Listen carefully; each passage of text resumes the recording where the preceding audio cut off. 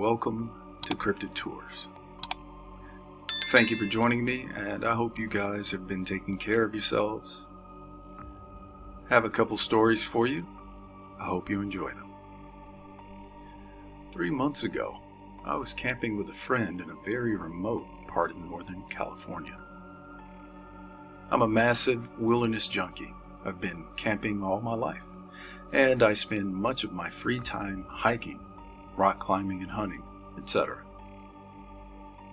A buddy of mine, who also enjoys the outdoors, wanted to head up to the Sierras for a weekend and asked me to go with him.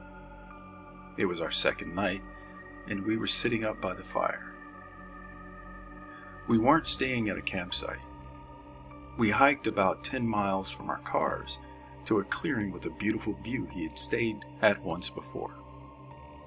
It was around 10 p.m., and my buddy was tired, so he went to sleep in his tent. I wanted to stay up for a while, and about 45 minutes after he went to bed, I saw this object coming up from the valley below. It was a basic flying saucer and shape with multiple circular lights rotating around the edges that changed colors over and over. I was absolutely shocked. I watched it for maybe 15 seconds, then I decided I had to wake him up so he could see it and wouldn't think I was crazy. I stood, and when I looked back toward it, the thing was gone. I called out his name, and that's when everything got really effed up. I didn't hear my own voice when I called out. Everything was completely silent. I could move my eyes around, but couldn't move my body. I remember seeing the fire had completely frozen and everything looked like a picture. Like time had stopped or something. Then there was a flash of light and I blacked out. I woke up later and the sun was starting to rise. I was outside laying in the dirt, shivering next to the fire that had long gone out. I felt like I had been drugged totally in this haze. I sluggishly yelled out my friend's name a couple of times and he came out of his tent. He was really confused, to say the least, but I tried to explain what happened. My memory was really foggy and I just couldn't articulate it. We left within 30 minutes. I was totally silent on the car ride back, falling in and out of sleep for 7 hours. He dropped me off at my house and I passed out for basically an entire day. A few weeks later, I was messing around with an amp and it released this static "oh" sound when I unplugged my guitar. For some reason, this sound somehow triggered my memory and I remembered everything. When I came back into consciousness, I was suspended laterally in this circular mechanism in a position very similar to Da Vinci's Vitruvian Man. These clear glass-like shackled restraints were holding me in place. I was completely nude, and standing above me were your typical 3 aliens. They were around 4 feet tall and were wearing white spandex-like suits. 2 were just standing there, observing the other, who was extracting blood from a vein under my armpit with this weird looking syringe. Although they didn't show any real reaction, I could still tell that they were surprised that I was awake. I couldn't move at all, except for my eyes and lips. I was absolutely terrified. In a sort of fight or flight mode, my heart pounding from an influx of adrenaline. I can't even begin to tell you how scared I was. But I also felt total rage. I wanted to kill him. I wanted to rip out this device and completely destroy them.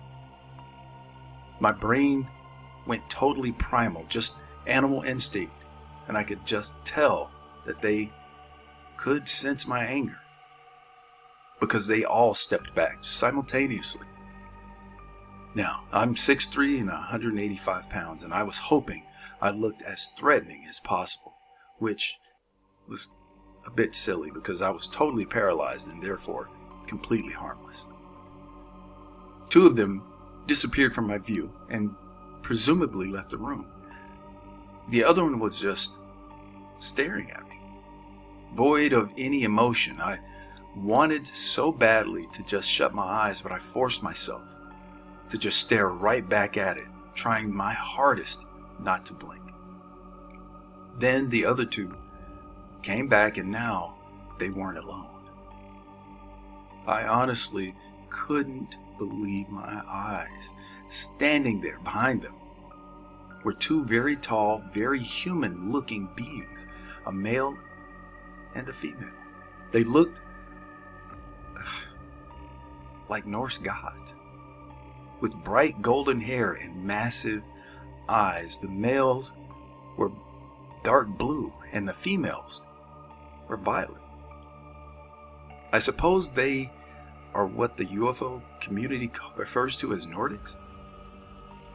This was quite bizarre to me. My family descended from Sweden, and I'm very Nordic looking, blonde hair, blue eyes, the works. I know this is cliche, but I heard a feminine voice in my mind. For some reason, I could understand what she was telling me, although it wasn't like she was saying anything in English. She told me something like, "Be calm, you're not in danger." I relaxed and asked her what they wanted with me. She said that they were just checking up on me. I practically blacked out after hearing that. I asked her what she meant by that. She said that they had saved me when I first came into being. I immediately knew what she was talking about. I was born practically 2 months premature. My mother was horribly sick during labor. We both had fevers of 104. The strange thing is, the doctors had absolutely no idea what was wrong with us. I was given 2 spinal taps. My mother was given 3. I spent 4 nights in that bubble housing ICU thing. There was a decent chance I was going to die. Then one day I started getting better and made a full recovery. The doctors were very worried that the whole ordeal might have permanently damaged my body and possibly my brain, but I was totally fine. I asked her, "Why did you save me?" This time I heard a deep male voice stating that this is a conversation for a later time. I asked him if they're human. He said no. I was confused, considering that they looked quite human. I asked if man had come from them. He said yes, that they had come here 200,000 years ago and created mankind by combining their DNA with that of our primate ancestors. I wanted to know why they looked especially similar to me more than other humans. He stated that many males of their kind had found female humans attractive and mated with them. This directly passed on some of their physical features to Nordic peoples. I wanted to know more, but they declined and said it was time for me to go back. I blacked out instantly and woke up by the extinguished campfire, clothes on and shivering. Now, I understand that this sounds absolutely ridiculous and very impossible, but it happened. I don't know what to do. I've been completely lost since that encounter, but I already feel a bit of relief after posting my story here. Thank you for listening. What did you think about that? Now, this story sounds a bit familiar to me. A couple of different things. When it talks about the males of their species sleeping with women, it sounds very much like the story of Enoch, where the angels came down and slept with women. However, they created Nephilim. Could this be a true story, or is someone just making things up? Well, That's for you to decide. I have another story for you. This one's quite a bit shorter, but interesting nonetheless. I'm from India, and a couple years back, my mother was driving my sister and I to school. To set the stage, it was a foggier morning, and it was on a stretch of road with forest on one side and cornfield on the other. Out of the blue, this creature that we couldn't identify ran across the road, causing my mom to slam on the brakes. It looked about the size of a grown man, and it was covered in dark hair. It was bipedal, but loping really oddly.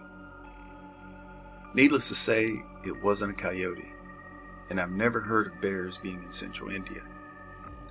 Admittedly, it was foggy, so I could have misidentified it.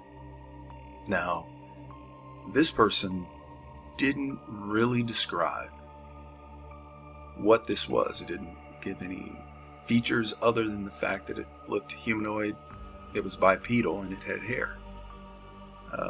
I don't know if by comparing it to a coyote, if he meant that the face was dog-like, so possibly a Dogman, or it could have been a Bigfoot-type creature. Now, I have heard of people seeing Dogman-like creatures in India.